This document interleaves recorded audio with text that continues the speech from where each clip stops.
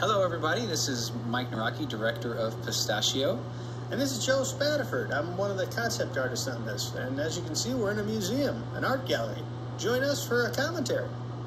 I got to make Junior as a carved out piece of wood that fell on the ground. And the key element was making the piece of wood big enough for Junior, but also making the shapes and the paint job on Junior. I wanted it to look like it was hand painted, so little bits and pieces of wood show through. So so we know it's Junior, but we also know that it's not like the vegetable Junior. You know, he's not a real vegetable yet. And just to get the idea that too, I mean, I look back at like Wizard of Oz with Lunt as the scarecrow and Paw Grape as the lion. That idea that we could actually paint their surfaces and kind of get this texture on them, but still kind of definitely have the same flavor and the same movement of the original character.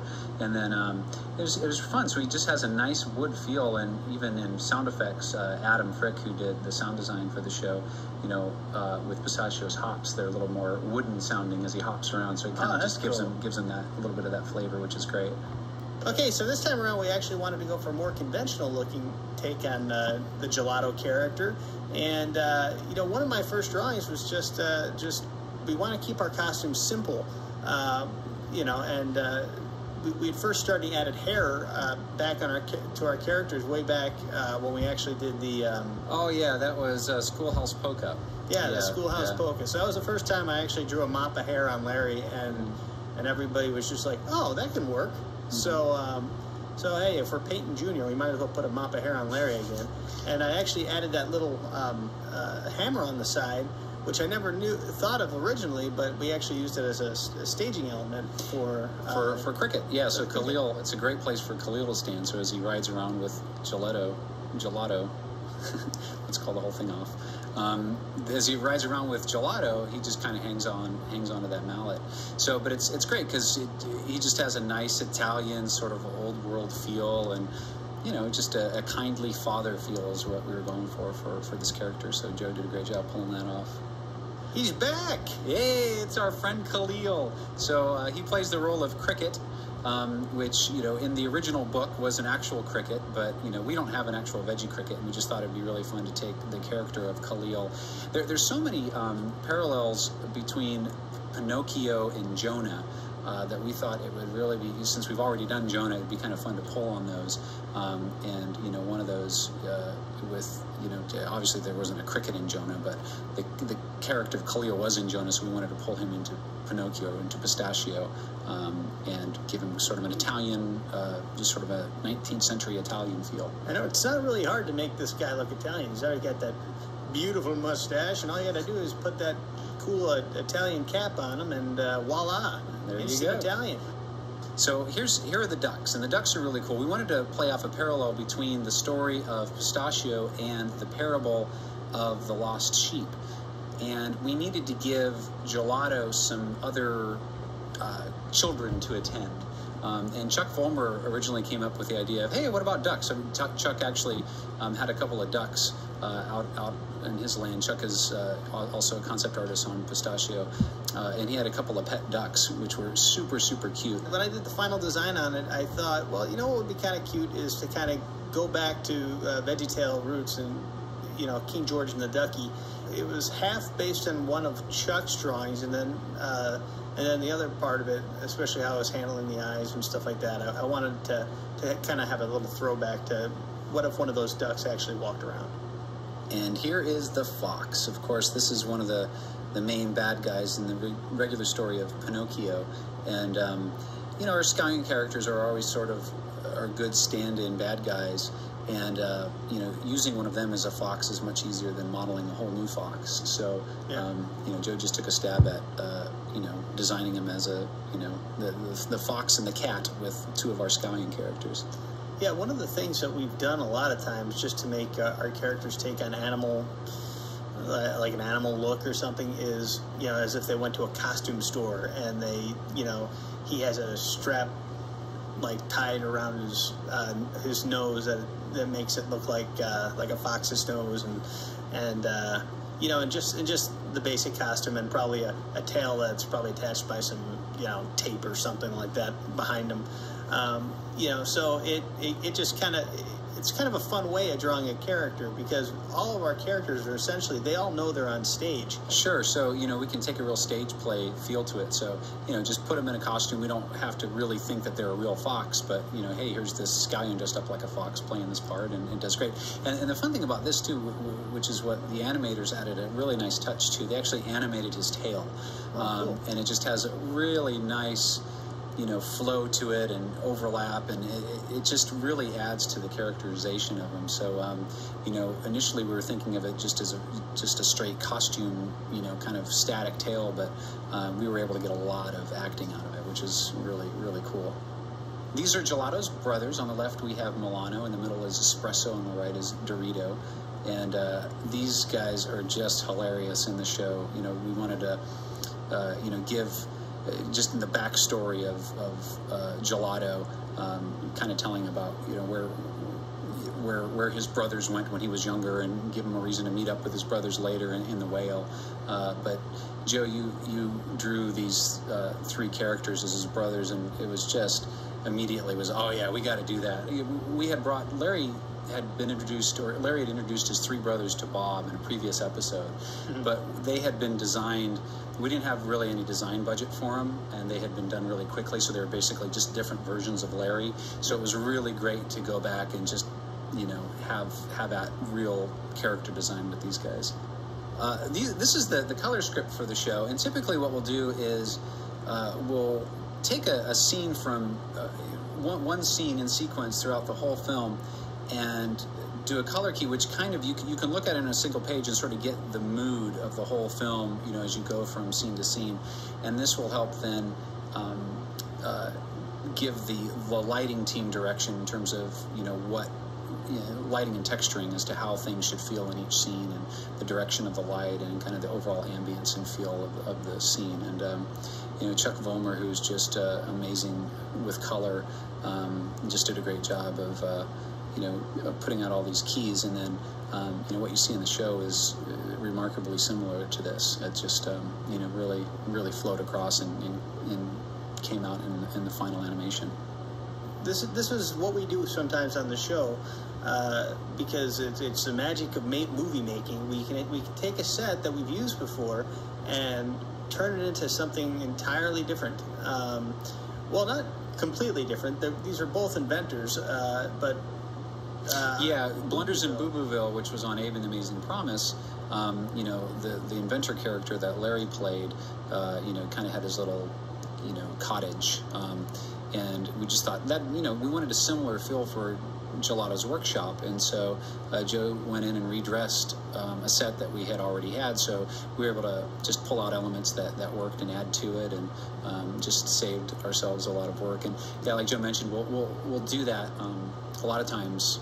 We'll just figure out, we'll go into our back a lot and say, hey, what can we reuse that's going to work great for the story, that'll save us some time, and work well in context. It was interesting going into this story. To read the script, the world feels really big. You have this Italian town, and then you have this waterfront carnival, and you have the ocean and the beach and the whale, the inside of the whale. And so we wanted to kind of really draw down the size of the world. And it's interesting, if you were to look at the computer file of this entire world, it's very, very small. This whole thing takes place on this little Italian island. And so we've got this little street front outside of Gelato's shop, and you can walk down the street a little bit, and there's the museum. And there's really not a whole lot to it, but once you start, kind of, putting your cameras in and sort of tricking the eye and putting some background flats in, you get this nice feeling of a large village.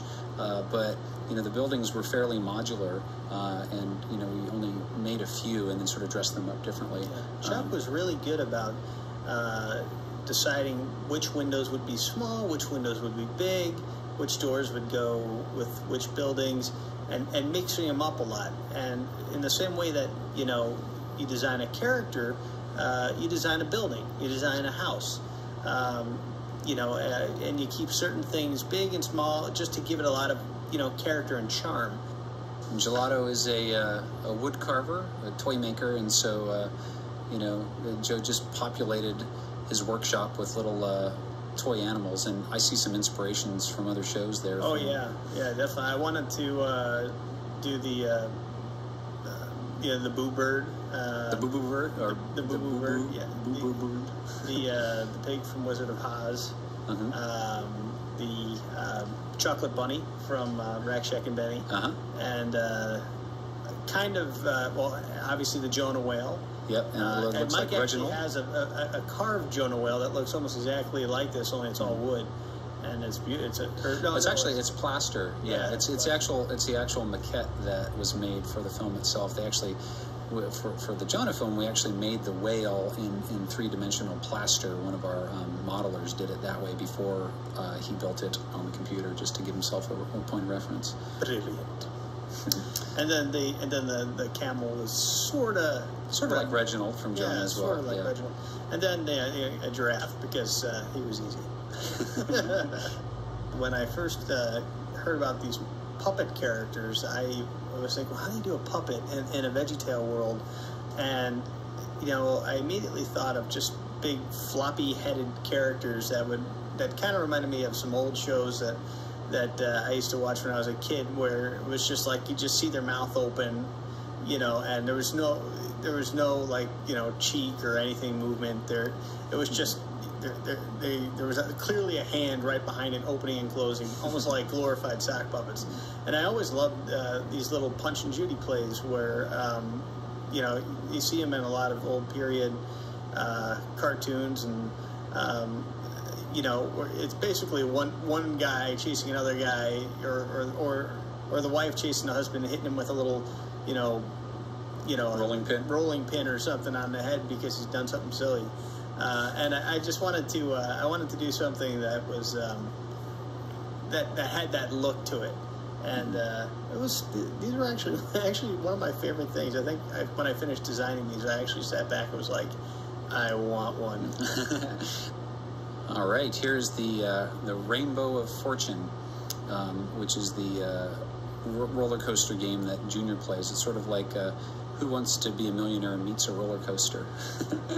It's just this idea of it's just this lonely carnival. There's nobody else there except for Junior and the Scallions. They sort of bring him there to take his gold coins away from him. So it kind of has this, fun feel, but yet lonely feel to it. Yeah, kind of like those carnivals that come into your town every year, and you're a little afraid of the rides, but not because they're scary, but because you just hope they've screwed it on right. Like every bolt. But so it's got this kind of traveling carnival type feel. Yeah, that's true. Like it could be torn down and set up at another seaside town along the way. But this is kind of a breakout of that set for detail, so the modelers can look at it closer and really get an idea of how to build it. Because, Joe will design something by hand and with pencil and paper, scan it into the computer and paint it, but then it's got to be modeled in 3D, and to do that you kind of have to have more of a schematic feel to it, so you can look at it and say, okay, this is the real three-dimensionality of this model. Yeah, you got to almost build it like an architect. Even though these shows are shown on your TV, these characters are actually walking around on a little tiny stage, and everybody who works on the film, they have to light it like they would light a little stage, like if you went to a play, or build the sets, like if you were to watch a claymation show. I mean, it's the same thing. It's just done on the computer. Now, having worked at a theme park for about 5 years when I was going through college and my first year out, the first summer out, I really got familiar with the section of the theme parks where people are caught up in games of chance, and I've lost a pretty penny on trying to win a stuffed animal for somebody. So it was really kind of fun to just think of all the games that took my money. The odds of winning those bottle tosses, they're designed so that it's almost impossible to win it. That's why they had the biggest stuffed animals. But when I was 6 years old, young Joe Spadaford threw a loop up in the air because my dad gave me one of them to throw, and I got it. I won this gigantic, like, I don't even know how we fit it in our car, this gigantic buffalo that was Buffy the Buffalo. And I tried riding him once, and all the styrofoam fell. So here's the inside of the whale as they discover the brothers' boat, and them singing the meatball song. And, you know, we talked about this wanting to kind of make allusions to Jonah as well.